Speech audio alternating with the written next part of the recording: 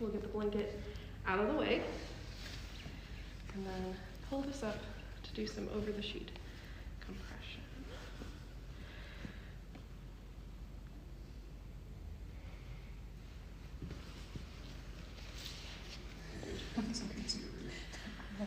And as I'm compressing, I'm also kind of taking note of how the tissue feels. So if I'm feeling thicker in one area, that kind of thing, or like, and how well it's moving in relation to the hips.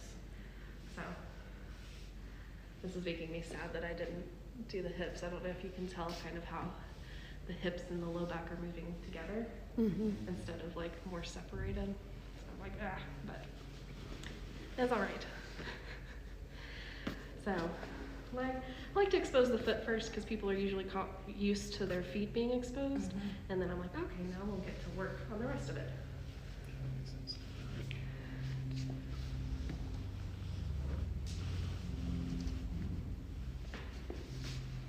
Yeah, that can be over the sheet, it doesn't matter.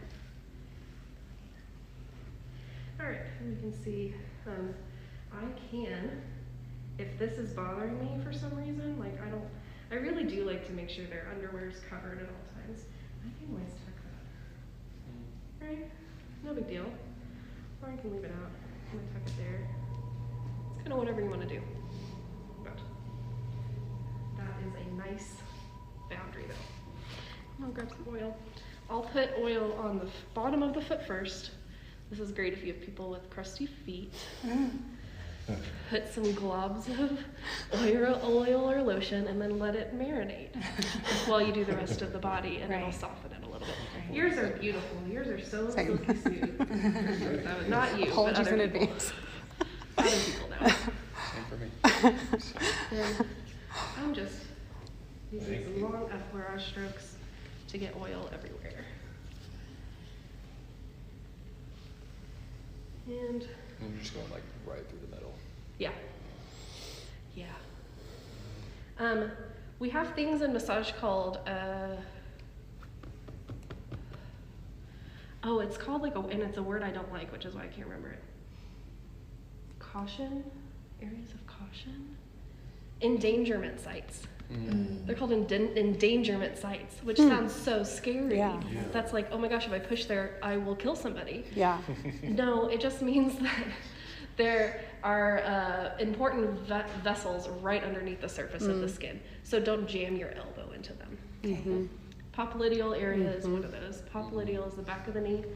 So right on the back of the knee, we do have two muscles that are deep here that we'll talk about when we talk about lower leg and knee, and they can be worked on. We can work on them.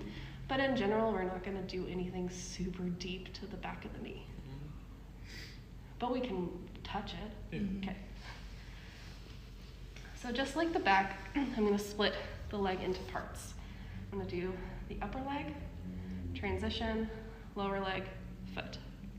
Okay, so first, the hamstrings. So enter to the hamstrings. You've got 3 of them. 2 of them go on the inside of the leg. One that has 2 heads goes on the outside of the leg. So they all attach right here and come from the very bottom of your pelvis. Big, broad pressure.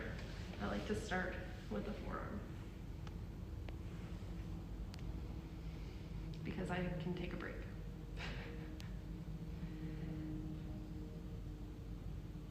It's a little thicker towards the top as it turns tendinousy.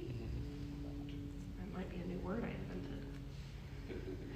I love the forearm because on this kind of rounded body part, I can go straight up and down parallel with the ground. I can angle out and hit that edge, or I can angle in and hit the inside edge. But it's the same technique, it just depends on how I angle myself. So if I want to go on the inside, here I'm hooking in and I'm going to direction this way. So pushing the muscles towards the bone as opposed to just pushing them, right? So thinking just towards the femur. And this is where we get that classic Swedish massage of deeper pressure towards the heart, lighter pressure away. Again, it's based on a myth, but it feels really good. So let's just do it. Forearm, I can shorten or make my tool a little smaller with some stacked fists. So if you want to keep them level, you can just grab a thumb. That's not necessary. You can't just do straight side by side. And Chris, tell me if you need to poke your head up and see what tools I'm using, okay? Or you can use a single fist. So take a note of my body posture here. My legs are wide. Most of my weight's in my back foot because I'm using that to push me forward. I'm straightening my arm here so the pressure's coming straight from my shoulder. And then I just have to lean forward and that way a little.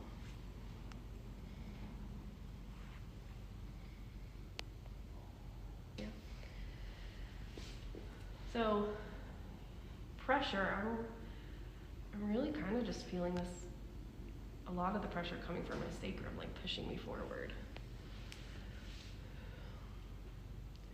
And I'm leaning into the table, use everything to your ability. I can lean my hand into the table here to kind of do this motion, help me get more pressure here. You're just kind of moving from like outside to inside. Yeah, I'm just doing strips. Mm-hmm. Yeah, I'm just boop, boop, boop, Cool. boop, boop, strips. Mm-hmm. On the inside. When you get on the inside, I've got to either get my elbow way out here, or I can switch my tool to more carving knuckles. So go more up into these interphalangeal joints. Ah, yes. Oh yes, those joints. Interphalangeal. Such a word. You know all your words. Oh my gosh, you just said that word like it was normal. Mm-hmm. It's gonna be normal. It's just my echolalia. Literally me and massage terminology. Like, isn't that a fun word to say? I guess. Okay, so we got broad pressure, a little bit smaller. You can do like every part on the body. There's 50 things I could do here. Right. Well, let's not count them all, but there's a bunch of different things I could do, and we're going to talk more specifically when we talk about these specific muscles. But this was all going in this direction. It's all going up and down. Inferior to superior, whatever. We can introduce some transverse pressure. That means these are the way the fibers are going. I can do cross fiber. I like to do that on the hamstrings by setting my hands, getting my shoulders on the top, pushing down, and then just letting my hands slide out to the back. Awesome. That looks like it feels really good. It does. And try to go all the way down to the table with your hands.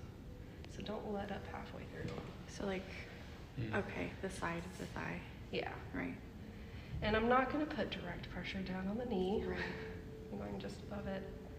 And I'm really feeling into the heels of my hands with this.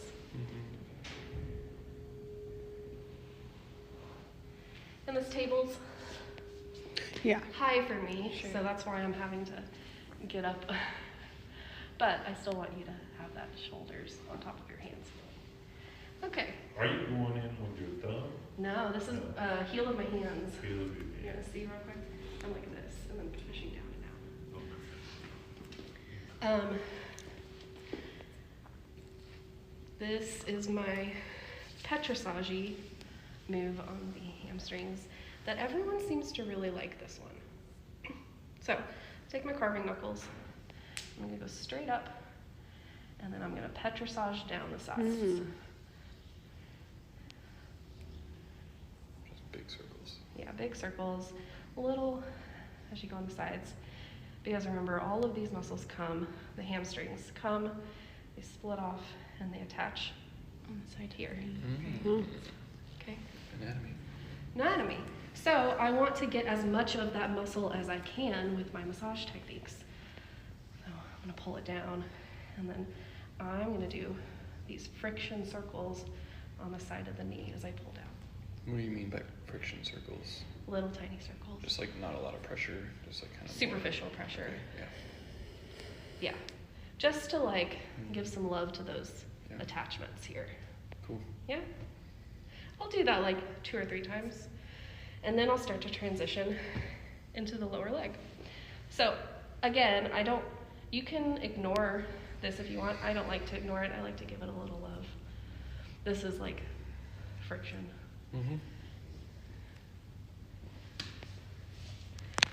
Because also we have gastrocnemius, which is the more superficial muscle of the calf that splits here. It has 2 heads, and those 2 heads come and they poke under those hamstring attachments to attach to the back of the femur. So there are muscles in this knee, especially on the lateral aspects of the knee. Okay. So we just don't want to go straight down, jam, jam, jam, jam. All that. So. And then on gastrocnemius, on the calf muscle, we have 2 muscles. We have gastrocnemius on top here, and then we have a flatter muscle underneath that you can see. This is the pokey out bits right here. Mm-hmm. That's soleus. It's flat, soleus, like a soulfish. Literally why it's named that, so weird. And then both of those muscles combine and feed into the exact same tendon, which is your calcaneal tendon, which comes down and attaches on your heel bone, also called your calcaneus. Achilles tendon is another name for this. Same. But that tendon starts about here and then feeds down, becomes more ropey, and then hooks into the bone. Okay. So we have tendon, we have a split in the muscle here, and then we have big, bulky muscle bellies coming out. I like to start the calf by doing just a myofascial broadening. With the palm of my hand, just going straight up in between those 2 muscle bellies, asking for more space between them. And I will traction here too, as that stretches and opens up this muscle. So it's just a flat hand, straight up. But it starts to work that connective tissue that's holding those muscle bellies together, that sometimes in really tight calves, it gets stuck. If it's tight, less blood flow, less hydration, it just becomes like less hydrated. So doing this is just increasing some hydration in there. Great. And then I can do it even more, a little more detailed. And it depends on like how long your arms are, what feels comfortable to you where you stand. You can stand to the side here. I'm gonna like really open my hips just so I can get my arm over. But you can stand to the side here and do it. And that's just thumb to thumb pressure. Thumb to thumb. Just right in that groove.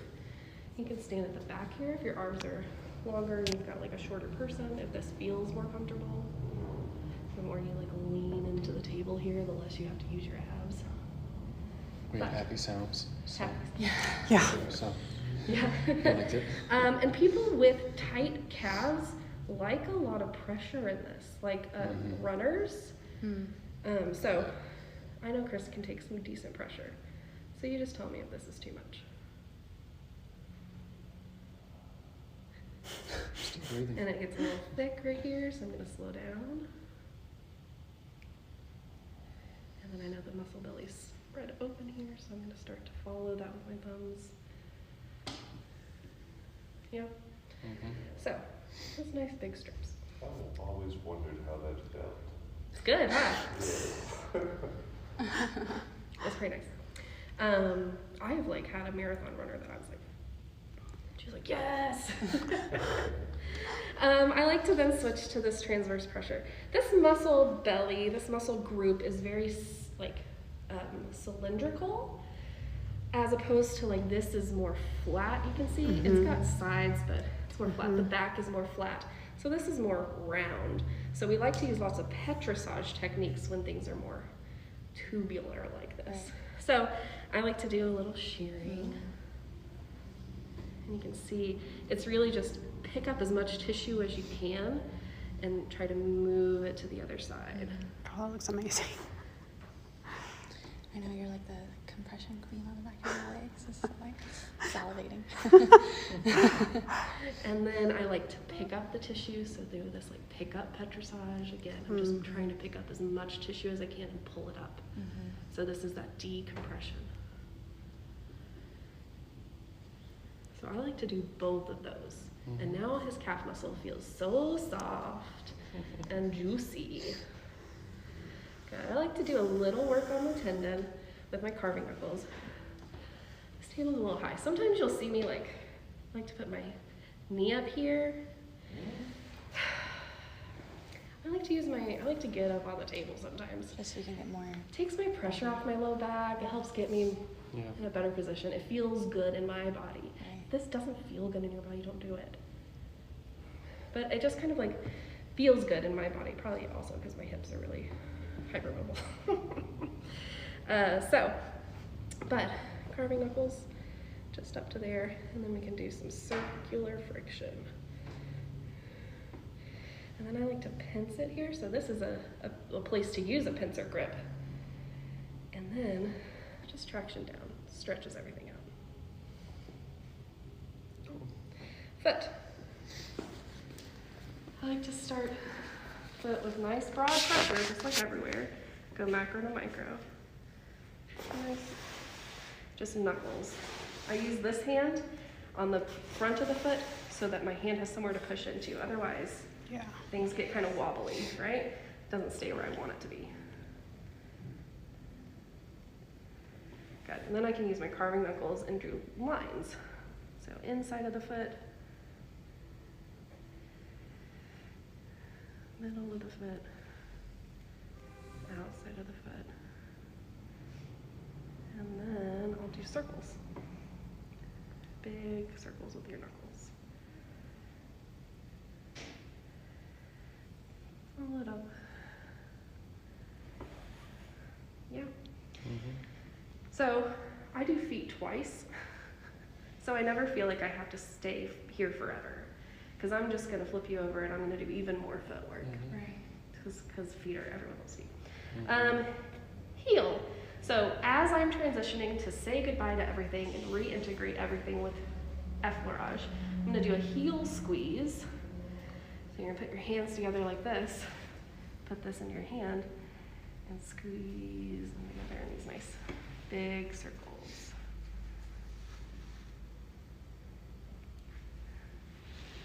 And then I'll integrate everything back together.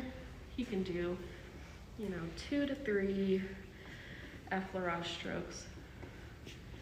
Just integrate everything back.